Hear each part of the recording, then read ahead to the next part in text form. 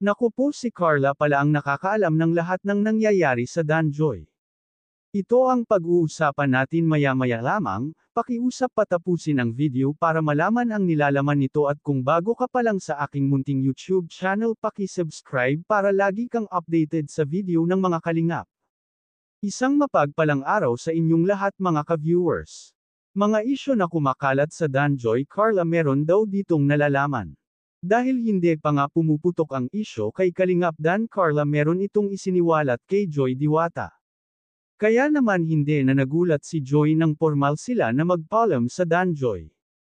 2 weeks na pala sinabi ni Carla kay Joy ang ganun sitwasyon. Kaya naman nakaprepare talaga si Joy sa paghaharap nila ni Kalingap Dan. Pero kita naman natin na kahit may alam na ito ay bakas pa rin sa mukha ang lungkot na kanyang nadarama. Siyempre hindi talaga nito maiwasan ang hindi malungkot dahil sa haba ng pinagsamahan nila ni Kalingap Dan.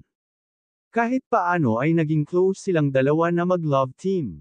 Nalulungkot din naman si Kalingap Dan sa mga nangyari pero kailangan niya nang harapin ang buhay may asawa dahil siyempre tumatanda na si Kalingap Dan hindi naman puro pag-scout lang ang kanyang gagawin kailangan na rin niya magkapamilya.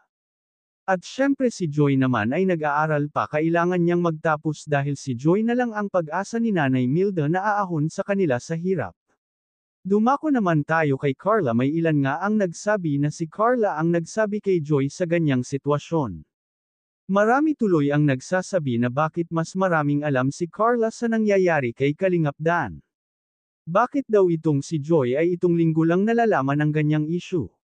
Pero nanag pa rin ang pagkakaibigan ni Carla at Joy dahil hindi nga ito nakatiis si Carla at sinabi kay Joy ang kanyang nalalaman.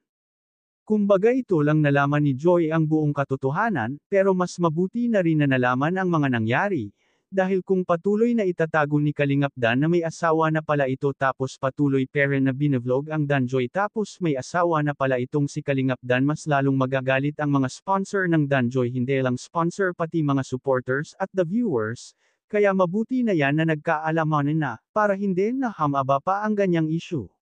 Hanggang dito na lang muna ang update ko mga ka-viewers huwag natin kalimutan suportahan ang ama ng Kalingap na si Val Santos Matubang at ang kanyang anak na si Kalingap Rab at ang munting channel kong ito. Maraming salamat po at God bless sa inyong lahat.